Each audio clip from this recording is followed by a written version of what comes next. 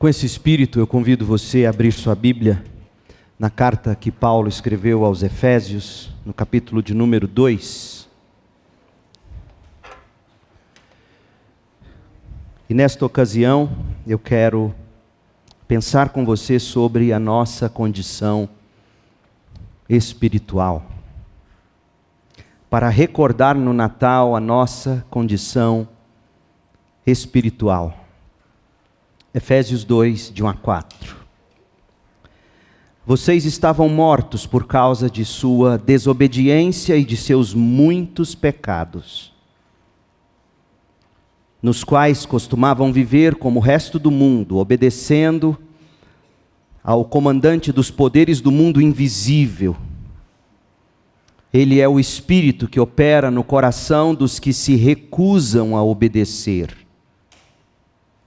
Todos nós vivíamos desse modo, seguindo os desejos ardentes e as inclinações de nossa natureza humana. Éramos, por natureza, merecedores da ira, como os demais.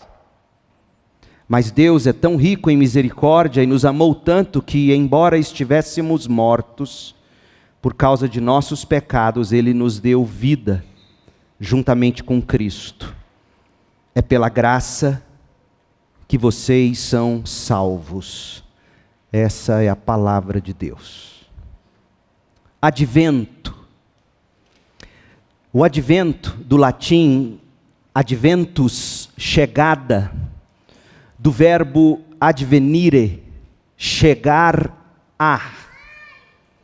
Advento é o período que antecede o Natal. Para os cristãos, o advento é um tempo de preparação e alegria. O advento é um tempo de expectativa, onde os crentes, esperando o nascimento de Jesus Cristo, buscam a contrição, buscam o arrependimento e a nutrição da fé e procuram promover o amor e a paz.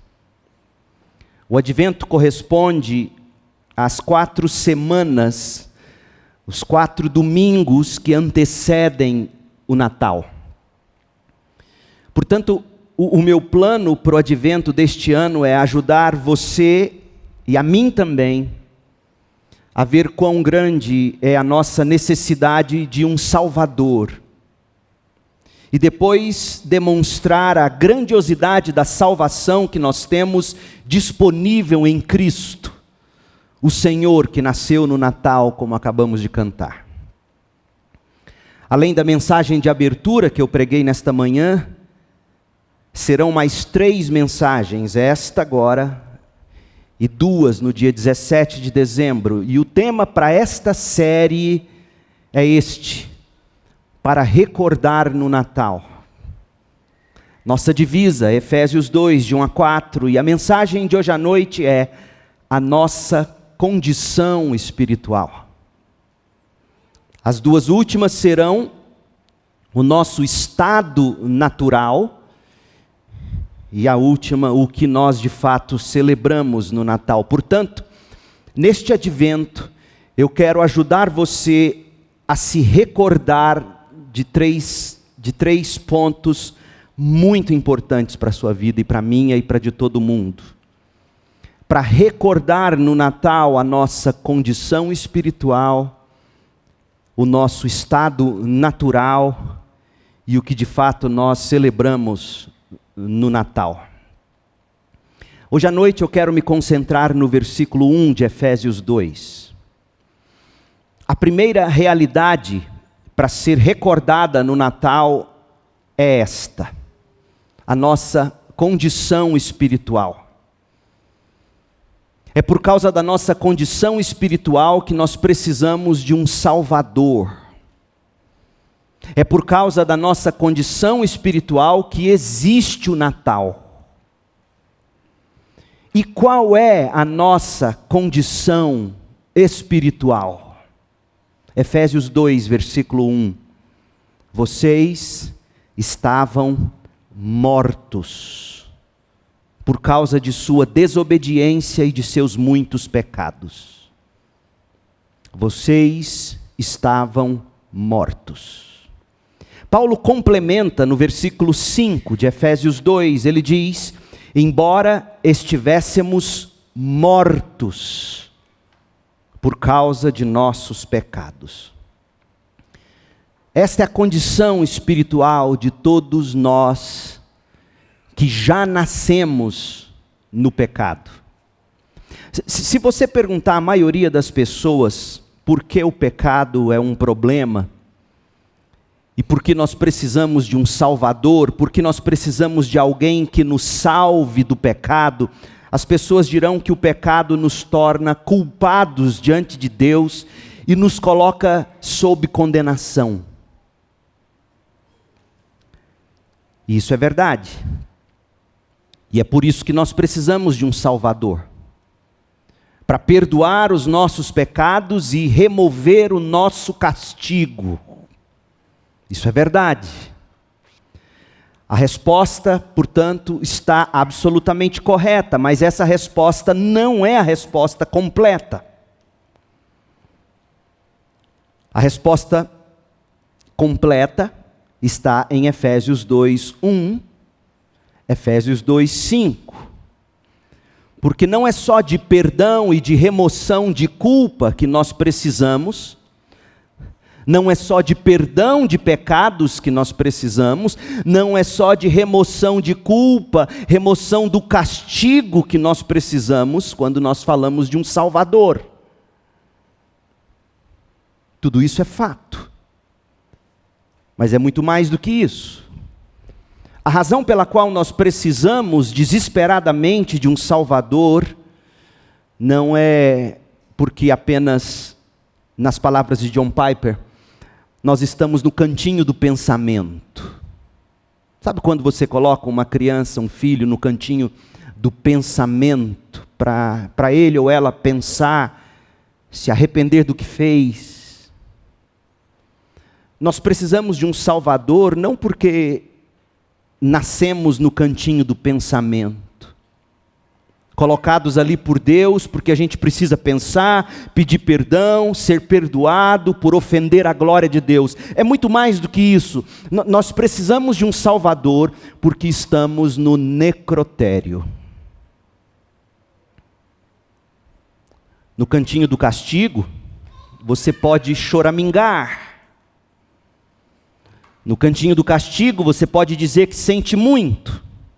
Você pode fazer algumas boas resoluções e prometer mudar. Você pode decidir se entregar à misericórdia de Deus. O problema é que você não está no cantinho do pensamento. Você está no necrotério. E o que você pode fazer no necrotério? Nada. Você está morto.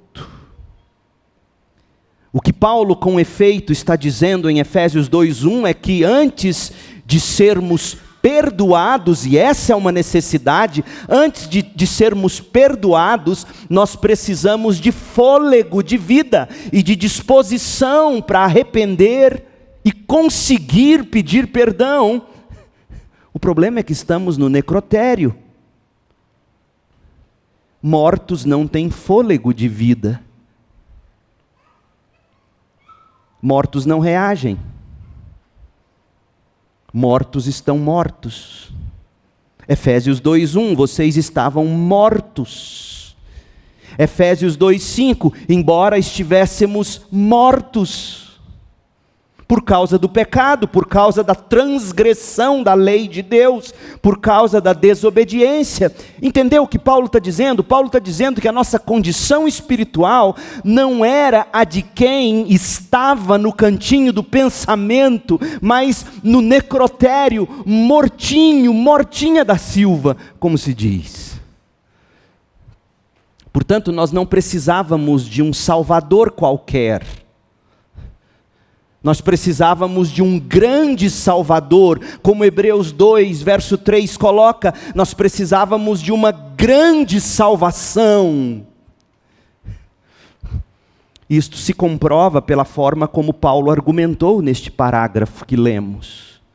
Quando Paulo disse que estávamos mortos em nossos delitos em nossas transgressões, em nossa desobediência e em nossos pecados. E aí ele disse que nós éramos pecadores por natureza. Ele disse que nós estávamos mortos para a justiça e para a fé. Ele disse que nós necessitávamos de um Salvador para nos recriar. Observe. Pecadores por natureza, em primeiro lugar. Vejamos o contexto, primeiramente. Há uma frase em Efésios 2:3. Olhe para a Bíblia, leia, identifique. Uma frase que comprova a seriedade da nossa condição de morte espiritual. No final do versículo 3, no final de Efésios 2:3, Paulo escreveu que nós éramos por natureza, por estado de nascimento, merecedores da ira como os demais. Em outras palavras, tudo o que fizemos para trazer sobre nós a ira de Deus, nós fizemos por natureza, por inclinação natural. Então nós precisamos de um Salvador, não apenas porque pecamos, mas porque pecamos por natureza, somos pecadores por natureza. É por isso que você não precisa ensinar uma criança sobre o mal, sobre o erro, sobre pecar e desobedecer. Já nascemos por natureza merecedores da ira de Deus. Morte espiritual.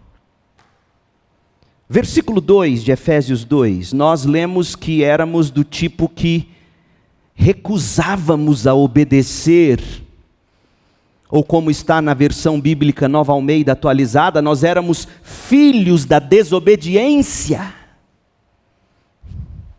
E essa é outra maneira de Paulo argumentar que a desobediência está no nosso DNA espiritual. A rebelião corre no sangue da natureza humana, faz parte da nossa natureza pecaminosa, herdada de Adão, o que os teólogos chamam de pecado original, que desemboca em pecado ocasional, ou seja, o pecado que herdamos de Adão, e o pecado que praticamos, porque nascemos pecadores. Mortos, porque somos pecadores por natureza, diz Paulo. Agora, o que isso tem a ver com estar morto espiritualmente? Porque se a gente for honesto, se você for honesta, parece que a gente sempre esteve bem vivo, vivinho da Silva. Nunca me senti morto. Parece que a gente sempre esteve bem vivos e ativos na nossa rebelião, na nossa desobediência. Sempre estivemos vivos e sempre nos sentimos vivos. É verdade. E é verdade, mas preste atenção. Estando vivos para a desobediência, estávamos mortos para a obediência a Deus. Estando vivos para a rebelião, estávamos mortos para a submissão a Deus. Estando vivos para a incredulidade, estávamos mortos para a fé salvadora. Estando vivos para o pecado, estávamos mortos para a piedade. Não tínhamos uma natureza espiritual viva que nos inclinasse a fazer qualquer coisa para a glória de Deus e na dependência do poder de Deus. Portanto, na falta dessa natureza espiritual, na falta de vida espiritual que nos inclinasse naturalmente para a justiça de Deus, para a retidão, para a obediência, para a submissão, para a fé. Por falta dessa inclinação, nós estávamos mortos. Mortos para a justiça, mortos para a santidade, mortos para a obediência, mortos para a fé. Espiritualmente falando, eu, Leandro, estava morto, e sem um Salvador eu não tinha a menor inclinação espiritual. Quantas vezes minha avó pregou para mim, e quantas vezes eu recusei com ódio. Até quando, aos 19, 20 anos, o próprio Deus abriu meus olhos e reviveu meu coração, e aí sim, houve inclinação para a fé e a obediência. Até então não havia vida espiritual alguma em mim, talvez seja o seu caso. Você ouve a Bíblia, você lê a Bíblia, você até tenta assistir um culto, mas não te apetece. Talvez no seu caso, assim como no meu, você precise de um Salvador, não apenas para perdoar os seus pecados, não apenas para remover a culpa, mas também para te dar vida espiritual, para que o seu coração se incline a confessar o seu pecado, e se incline a confiar no Salvador, e se incline a obedecê-lo com fé e alegria. Eu era pecador por natureza e estava morto para a justiça e para a fé. Eu precisava de um Salvador. Pode ser que você também hoje à noite. Que necessitávamos de um Salvador para nos recriar, ou para nos criar novinhos em folha. Você pode encontrar agora em Efésios 2:10. Olha o que está implícito em Efésios 2:10. Paulo disse: pois somos obra-prima de Deus, e eis o Verbo, criados em Cristo Jesus. Sem essa criação em Cristo Jesus, nós não conseguimos fazer o que vem a seguir. Criados em Cristo Jesus, a fim de realizar boas obras que Ele de antemão planejou para nós. Você observou o verbo criados? Você consegue enxergar o que esse verbo implica? A condição em que estávamos antes de termos um Salvador era tão ruim, que nós precisávamos de alguém, não apenas para nos perdoar, não apenas para remover a nossa culpa, mas também para nos criar. Essa é uma imagem ainda mais radical do que a do versículo 5. Em Efésios 2:5 nós lemos que Deus nos deu vida juntamente com Cristo. Isto é, juntamente com Cristo nós recebemos nova vida, nós fomos vivificados, ressuscitados da morte espiritual. É uma imagem forte, mas a de Efésios 2:10 é ainda mais gráfica. Nós lemos que fomos criados como se a partir do nada, como se houvesse nada em nós que pudesse ser utilizado. O objetivo de ambas as imagens aplicadas por Paulo para descrever a conversão, a imagem de vivificados, criados, é para deixar claro, sem sombra de dúvida, que foi necessário um milagre como a ressurreição, um milagre como a criação, para nos dar vida espiritual. Não existia vida e Deus teve que criar vida do nada. Creatio ex nihilo, assim como Ele criou do nada todas as coisas. Esse é o nosso estado e você não pode deixar de saber disso. Estávamos mortos e precisávamos ser ressuscitados. Não havia vida espiritual em nós e precisávamos ser criados ou recriados. Portanto, não estávamos no cantinho do pensamento, colocados ali por Deus. Nós estávamos, como diz os jovens, na real, nós estávamos no necrotério, mortos espiritualmente. quaisquer pensamentos que maquinávamos, ou quaisquer sentimentos que nutríamos, ou quaisquer ações que praticávamos antes de Cristo, sem Cristo, eram todos eles pensamentos, sentimentos e ações da carne, da inclinação humana. Nada era do Espírito. Nada do que pensávamos, nada do que sentíamos, nada do que fazíamos era espiritual, porque estávamos espiritualmente mortos. Tudo que nós pensávamos, tudo que nós sentíamos, tudo que nós fazíamos, vinha do que era nosso por natureza. E por natureza, Paulo disse, nós éramos filhos da ira. Você consegue começar a perceber quão horrível era a nossa condição sem um Salvador? Como não tínhamos vida espiritual dentro de nós mesmos, apenas morte. Tudo que pensávamos, sentíamos ou fazíamos era pecado, ou nos levava a praticar o pecado. Deixa eu te ajudar a entender isso. O que é o pecado? Pecado é estar destituído da glória de Deus.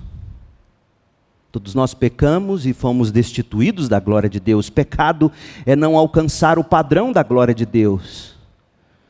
Pecado é carecer da glória de Deus. Então, sinceramente, quem consegue fazer alguma coisa para a glória de Deus, uma vez que está espiritualmente morto?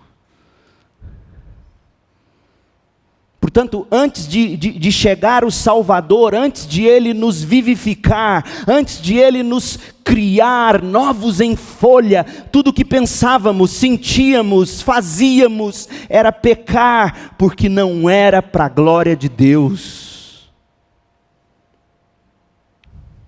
Eu sei que nesse ponto alguém poderá retrucar e dizer, espera aí pastor, isso não pode ser.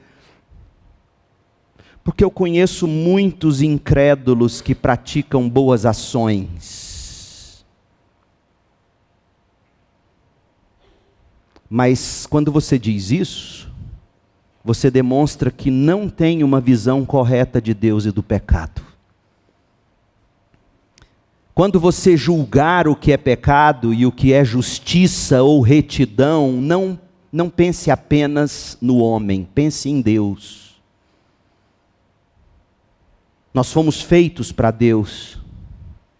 Deus é digno de todo o nosso amor, de nossa confiança, de nossa honra, nossa gratidão, nossa obediência, nossa adoração. Sim, eu sei, é verdade, nós podemos muito bem construir creches, hospitais, alimentar os famintos, educar os analfabetos.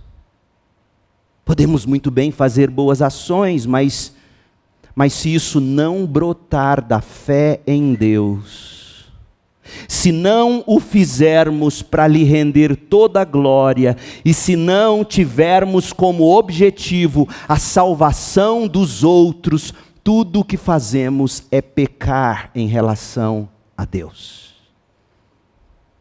E não sou eu que digo isso. Você se lembra do que Paulo escreveu em Romanos 14, 23? Tudo o que não provém da fé é pecado. Tudo. Até as ditas boas ações. Tudo o que não provém de fé é pecado.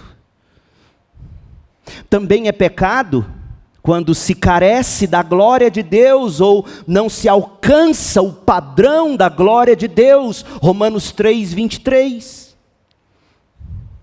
De fato, gente, 1 Coríntios 10, 31 diz que comer, beber, ou fazer qualquer coisa, mesmo as coisas mais elementares para a nossa sobrevivência, se não for feito para a glória de Deus, será sempre pecado. Portanto, presumir fazer o bem aos homens sem que seja pela fé, sem que seja para a glória de Deus, sem que se tenha em vista encaminhar os outros para a salvação em Cristo Jesus, se não for assim, será pecado. Tudo o que qualquer um de nós pode fazer sem um Salvador é pecado. Porque por natureza estamos espiritualmente mortos. E até que nós sejamos vivificados pelo Salvador, nada do que fazemos é espiritual, tudo vem da carne, tudo vem da inclinação natural do coração pecaminoso, sem fé e sem intenção de render glória a Deus.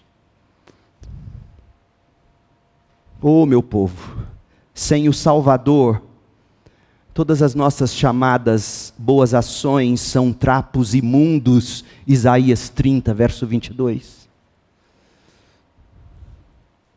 Quando Paulo escreveu aos Romanos, Paulo explicou com mais detalhes o que significa a morte espiritual. Abre em Romanos 8, verso 6. Olha a seriedade disso. E minha oração hoje à noite é que Deus abra os seus olhos, regenere seu coração e te dê a visão. Romanos 8, 6. Portanto, permitir que a natureza humana controle a mente resulta em morte. Mas permitir que o espírito controle a mente resulta em vida e paz. Pois a mentalidade da natureza humana, escute o que Paulo está dizendo, a mentalidade da natureza humana é sempre inimiga de Deus. Nunca obedeceu às leis de Deus e nunca obedecerá. Por isso, aqueles que ainda estão sob o domínio da natureza humana não podem agradar a Deus. Vocês, porém, Paulo falando dos crentes para os quais ele escreveu, vocês, porém, não são controlados pela natureza humana, mas pelo Espírito. Se de fato o Espírito de Deus habita em vocês. E se alguém não tem o Espírito de Cristo, não pertence a Cristo. Não caia no engano do diabo, de achar que existe crente carnal. Não existe. Ou você é crente, ou você é guiado pelo Espírito, ou você não pertence a Cristo. Paulo acabou de dizer isso. Quando Paulo escreve aos Coríntios e diz, tive que tratá-los como a carnais, ele disse, eu tive que tratar vocês como se vocês não fossem crentes. Paulo não criou uma subcategoria de crentes, não, ele é crente, mas está carnal ainda, uma hora ele, não. Isso não existe na linguagem de Paulo. Em outras palavras, até que o Salvador venha e nos vivifique pelo Espírito, nós estaremos simplesmente na carne, simplesmente controlados pela natureza humana, versículo 9. Isto é, a natureza humana controla a nossa mente, e a mente da natureza humana, ou a mente da carne, está sempre em rebelião contra Deus. Na verdade, ela é tão inimiga de Deus, que ela nunca obedecerá à lei de Deus, versículo 7, e nunca agradará a Deus, versículo 8. Portanto, Romanos 8, 6 diz que permitir que a natureza humana controle a mente resulta em morte, em condenação. Ou seja, a morte espiritual é a condição de se estar desprovido do Espírito de Deus e, portanto, incapaz de obedecer a Deus ou agradar a Deus. Logo, sem o Salvador, tudo que a gente faz é insubordinação a Deus e o desagrada. A gente poderia ficar citando inúmeros outros textos bíblicos, mas considere 1 Coríntios 2 comigo. 1 Coríntios 2, 13, que também ilustra a morte espiritual, o estado espiritual de morte de quem não tem o Salvador. 1 Coríntios 2, 13, Quando lhes dizemos isso, não empregamos palavras vindas da sabedoria humana, mas palavras que nos foram ensinadas pelo Espírito, explicando verdades espirituais a pessoas espirituais. Só existe duas categorias na linguagem de Paulo: os espirituais e os carnais, os salvos e os perdidos. Não existe salvo, perdido e aqui no meio um carnalzinho. Mas o homem natural, verso 14, ou o homem não espiritual, ele não aceita as verdades do Espírito de Deus, elas lhe parecem loucura e ele não consegue entendê-las. Porque apenas quem é espiritual consegue avaliar corretamente o que diz o Espírito. Percebeu, gente? Sem o Salvador para nos criar e nos tornar espiritualmente vivos, nós estamos tão pervertidos em nossos valores, que quando ouvimos a verdade do Evangelho, a gente pensa, tolice. É isso que Paulo disse. Desse modo, o nosso senso pervertido de valores nos tornará incapazes de compreender a verdade por nós mesmos e de sermos salvos, se não for pela graça soberana de Deus regenerando o pecador. Romanos 3, versículo 9. Já mostramos que todos estão sob o poder do pecado. Como afirmam as Escrituras, ninguém é justo, nenhum sequer, ninguém é sábio, ninguém busca a Deus. Sabe o que a presciência de Deus revela sobre nós? A presciência de Deus não revela, esse vai crer, esse não vai crer. A presciência revela, ninguém busca a Deus. O Deus salva. Ou ninguém busca a Deus. Todos se desviaram, todos se tornaram inúteis, ninguém faz o bem, nenhum sequer. Olha a conversa de quem é morto espiritual, sua conversa é repulsiva, como o odor de um túmulo aberto, sua língua é cheia de mentiras, veneno de serpentes goteja de seus lábios, sua boca é cheia de maldição e amargura, apressam-se em cometer homicídio, por onde passam deixam destruição e sofrimento, não sabem onde encontrar paz, não têm o menor temor de Deus. Essa é a condição espiritual de quem não tem o Salvador. Sem o Salvador nós somos governados pelo pecado. Sem o Salvador você não tem inclinação para buscar a Deus. Nenhuma de nossas ações é boa. Tudo é a expressão velada e tantas vezes ainda declarada do pecado em nós. Romanos 6,17, olha que texto incrível, Romanos 6,17. Graças a Deus, porque antes vocês eram escravos do pecado, mas agora obedecem de todo o coração a este ensino que lhes transmitimos. Graças a quem mesmo? Graças a quem mesmo que você agora consegue obedecer de todo o coração a palavra de Deus? Graças a quem? Graças a uma decisão que você tomou um dia? Não. Graças a Deus que te regenerou, que te criou de novo, que te vivificou, e sua oração hoje à noite tem que estar sendo esta: ó Deus, diante do que eu estou ouvindo, eu estou morto, morta, vivifica-me, cria em mim um coração puro, um espírito reto, ou eu não conseguirei obedecer de todo o coração o ensino que está sendo transmitido.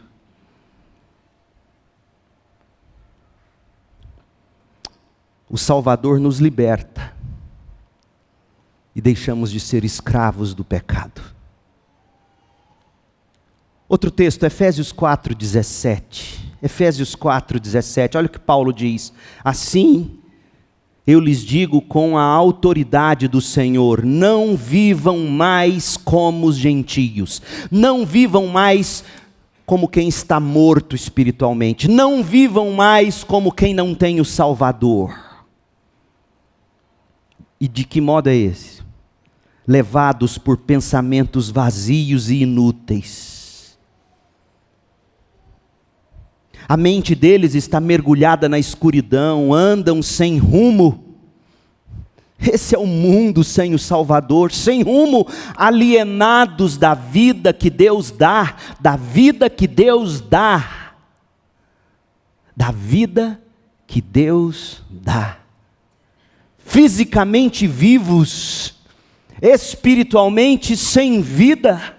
Precisam da vida que Deus dá, pois são ignorantes e endurecem o coração para Deus, tornaram-se insensíveis, vivem em função dos prazeres sexuais, sensuais e praticam avidamente toda espécie de impureza. Essa dureza de coração de que Paulo está falando é a morte espiritual, da qual ele falou no verso 1 de Efésios 2, e no verso 5 de Efésios 2. Eu quero encerrar esta mensagem examinando a palavra do próprio Salvador a respeito do nosso estado de morte no pecado.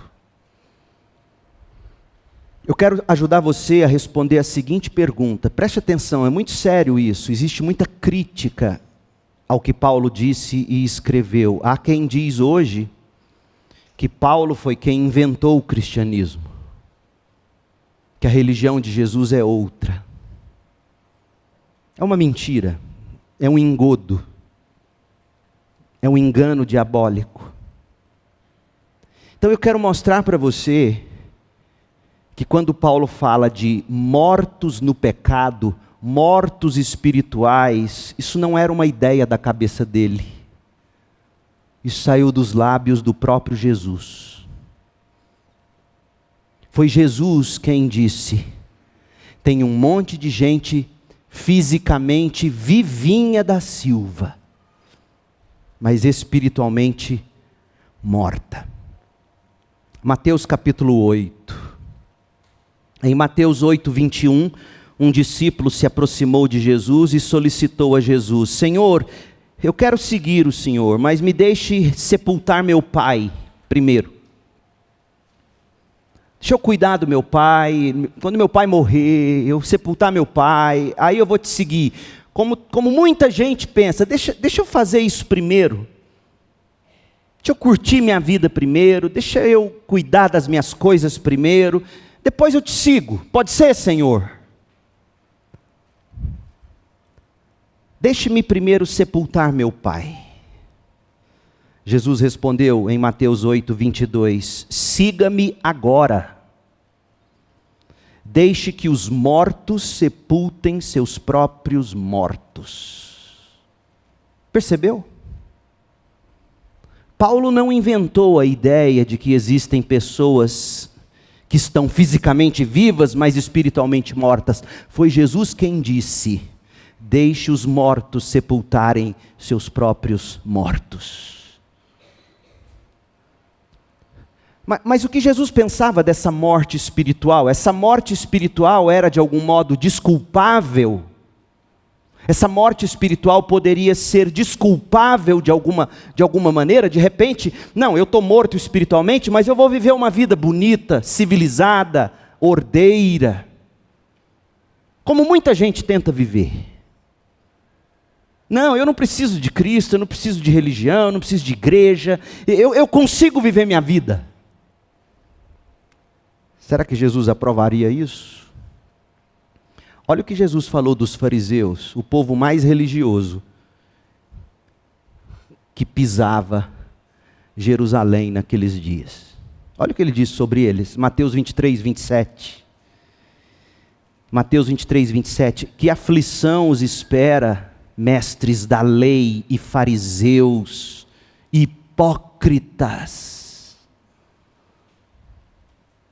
Vocês são como túmulos pintados de branco, bonitos por fora, mas cheios de ossos e de toda espécie de impureza por dentro.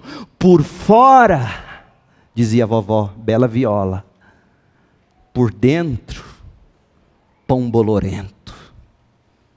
Por fora, tudo bonito, alinhado, por dentro, morte espiritual.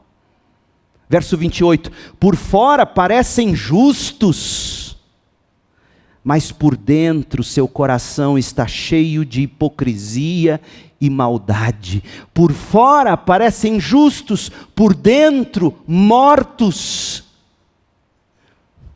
Está aqui diante de seus olhos o exemplo perfeito de um homem morto, justo. Um homem limpo, religioso por fora, mas como um caixão bem decorado, só que por dentro são ossos podres, restos mortais mal cheirosos, morte. Portanto, não. A nossa morte espiritual não é jamais desculpável aos olhos de Deus. É abominável. A sua capacidade, a minha incapacidade de naturalmente submeter a Deus e de agradar a Deus, não nos desculpa diante de Deus, ainda que a gente construa orfanatos, hospitais e escolas. A razão pela qual nós não podemos nos submeter a Deus sem o Salvador é que nós não queremos. Nós seguimos Deus, ou melhor, nós chamamos Deus para nos seguir nos nossos próprios termos. Um exemplo muito claro. Eu não preciso de igreja, eu estou bem, eu e Deus estamos bem. Não está. A Bíblia é muito clara, quando Deus nos salva em Jesus, Ele nos batiza e nos insere no corpo, que é a igreja. Não existe cristianismo, não existe a fé bíblica, sem salvação e sem congregação. Portanto, você está tentando fazer Deus te seguir nos seus próprios termos, ainda que você tenha nascido em igreja. Mas hoje, estou cansado, quero saber de igreja não. Um parênteses para falar só com você agora. Não teve ninguém que apanhou mais de igreja do que Paulo, o apóstolo. Não tem ninguém que apanhou mais daqueles por quem ele deu a vida deles. E quando ele escreve aos Gálatas, ele diz assim, que ninguém me perturbe mais, porque eu trago no corpo as marcas de quem? De Cristo. Mas quem é que tinha batido nele? Quem é que tinha massacrado ele? Judaizantes, falsos crentes, guardadas as proporções, igrejas. Você não tem desculpa para não se submeter à igreja de Jesus Cristo. Carrego no corpo as marcas de Cristo. E antes de você querer me julgar, lembre-se, eu não nasci em igreja. Eu tinha ódio de crente. O Senhor me salvou, eu tinha 19 para 20 anos. Eu fui batizado no dia 12 de dezembro de 1993, neste batistério, pelo pastor Edir Félix dos Santos. Eu odiava crente, eu odiava a igreja. Mas quando o Senhor me salvou, Ele me ensinou que eu devo sim me submeter ao seu corpo, a igreja. E não é que eu nunca apanhei de crente não, gente. Aqui mesmo, não vou dizer o nome do santo. Eu tentando deixar a barba crescer, na época não tinha minoxidil, e aí eu deixei aquele cavanhaquezinho, ralinho. O irmão abençoado me encontrou bem aqui, ó, na saída dessa porta. Pegou no meu cavanhaque, puxou com força que doeu. Sabe quando sai água do olho de dor? Está parecendo um bode. Tira isso, menino. ouvi isso. Fui pastorear em Campinas, São Paulo, onde eu terei o privilégio de pregar lá semana que vem, no aniversário da igreja. Um irmão que Deus já levou, era diácono da igreja. Escora comigo no lugar de homem fazer xixi no banheiro. No dia que eu ia tomar posse como pastor. Ele tirou um lenço do bolso, entregou. Eu tenho esse lenço até hoje, nunca joguei fora. Nunca usei. E quero ser enterrado com ele no bolso. Ele me entregou com sarcasmo, eu tenho certeza. Você sabe quando é sarcasmo. E falou, ó, você vai tomar posse hoje, como diácono, ele era presidente do corpo diaconal na época. Como diácono, eu quero te dar esse lenço. Você nunca se esquecer que no ministério pastoral você tem que suar a camisa, viu? Falei, tá bom, obrigado. Guardei no bolso. Eu sei o que é ser humilhado por líder de igreja.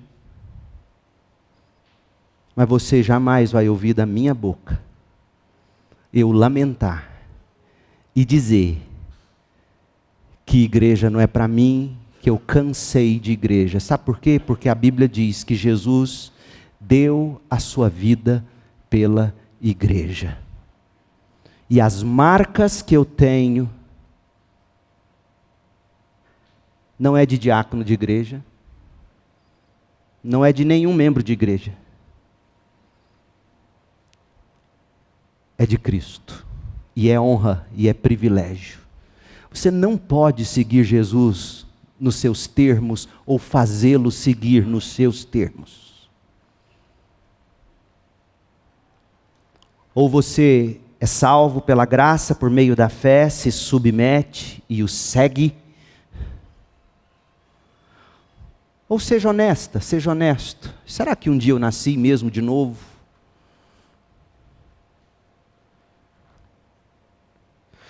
Jesus, ele faz uma advertência sóbria e nos dá esperança, a mais encorajadora possível. Em Mateus 23, 27, ele diz que é possível você ter uma vida completamente limpa por fora e ainda estar morto por dentro.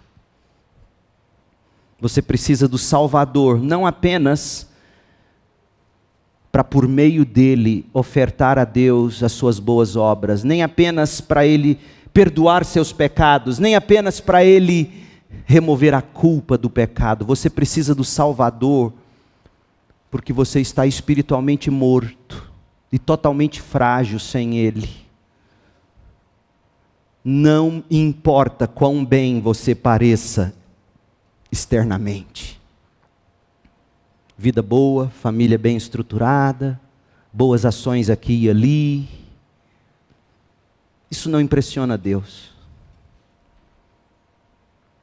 Nesta noite eu quero encorajar você, que ainda está morto em seus pecados, a ouvir essas palavras de Jesus, e eu encerro com elas. Eu lhes digo a verdade. João 5, 24. Jesus diz, eu lhes digo a verdade, quem ouve a minha mensagem e crê naquele que me enviou, tem a vida eterna. Jamais será condenado, mas já passou da morte para a vida. Eu lhes asseguro que está chegando a hora, e de fato já chegou, em que os mortos ouvirão minha voz, a voz do Filho de Deus, e aqueles que a ouvirem viverão. Esse é o convite hoje à noite para você. Ouça a voz de Jesus e siga-o. Arrependa-se, creia. Se há alguma vida espiritual dentro de você, você deve isso à voz soberana e graciosa do Salvador. E se você ainda não tem vida em Cristo, a voz do Salvador lhe faz este convite hoje à noite. Apocalipse 22, 17. Vem, quem tiver sede, venha. Quem quiser, beba de graça da água da vida. Portanto, venha, beba, viva eternamente. A sua condição espiritual requer um Salvador. E ele veio. Lucas 2,11, hoje em Belém, a cidade de Davi, nasceu o Salvador, que é Cristo, o Senhor. Neste Natal, recorde-se da sua condição espiritual. Sem Cristo, morto. Em Cristo, vivo para a vida eterna. Abrace o Salvador, que é Cristo, o Senhor, e viva eternamente. Que Deus te abençoe com graça